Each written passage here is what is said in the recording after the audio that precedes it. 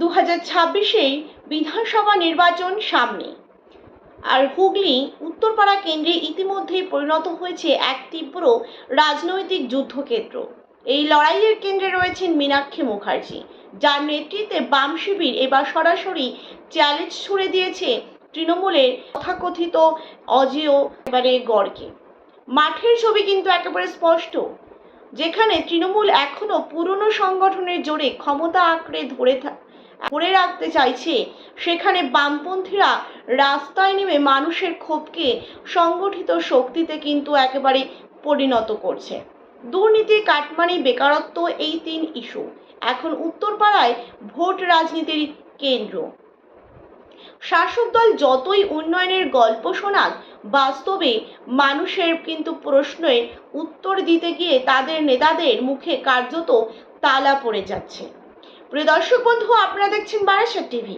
Barasat TV চ্যানেলে নতুন দর্শক হয়ে থাকলে অবশ্যই চ্যানেলটিকে সাবস্ক্রাইব করে পাশে থাকুন নতুন নতুন ভিডিওর আপডেট পাওয়ার জন্য। ভিডিওটি ভালো লেগে থাকলে অবশ্যই লাইক করুন, শেয়ার করুন, আপনাদের মতামত অবশ্যই কমেন্ট বক্সে কমেন্ট করে জানান। নতুন দর্শক হয়ে থাকলে চ্যানেলটিকে সাবস্ক্রাইব করে পাশে থাকা বেল আইকনে ক্লিক করতে কিন্তু একদমই ভুলবেন না।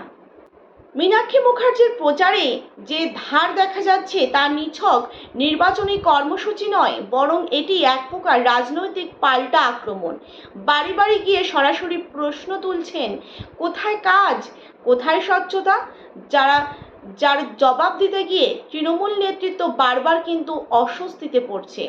বিজেপিও এই কেন্দ্রে নিজেদের উপস্থিতি দেখাতে চাইছে, কিন্তু তাদের ভূমিকা অনেকটাই দর্শক সারির রাজনীতি। মাঠের লড়াই যেখানে সরাসরি বাম বনাম তৃণমূল, সেখানে বিজেপির অবস্থান অনেকটাই প্রান্তিক। ফলে বিরোধী রাজনীতির আসল ধার এখন লাল ঝান্ডার হাতেই কিন্তু কেন্দ্রীভূত হচ্ছে। ছাত্র যুব সমাজের অংশগ্রহণ এই লড়াইয়ে নতুন মাত্রা যোগ করেছে।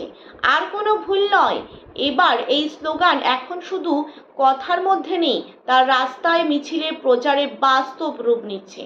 দীর্ঘদিন ধরে উত্তরপাড়ায় আবার শোনা যাচ্ছে সংগঠিত বাম রাজনীতির সেই পুরনো ছন্দ, যা একসময় এই এলাকাকে লাল দুর্গ বানিয়েছিল। 2 দফার একেবারে ভোটের আগেই সংগঠনগতভাবে যেভাবে বুথে বুথে গুটি সাজাচ্ছে সিপিআইএম, তাতে কিন্তু স্পষ্ট এবার তারা শুধু লড়াই করতে নয়, জিততে নেমেছে।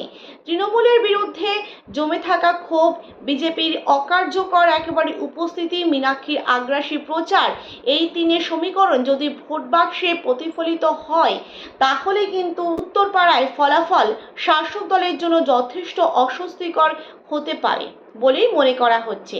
কিন্তু মানুষ কি এবার ভোট বাক্সে কি জবাব দেবে, এবং মানুষ কি নিজেদের গণতান্ত্রিক অধিকার সঠিকভাবে প্রয়োগ করতে পারবে কি, সেটাই কিন্তু দেখার বিষয়।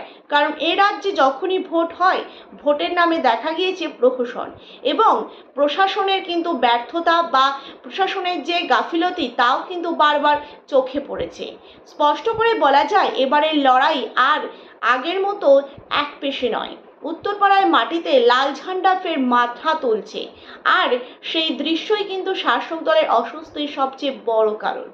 প্রিয় দর্শক বন্ধু, এই ছিল আমাদের আজকের প্রতিবেদন। ভিডিওটি ভালো লেগে থাকলে অবশ্যই লাইক করুন, শেয়ার করুন, আপনাদের মতামত অবশ্যই কমেন্ট বক্সে কমেন্ট করে জানান।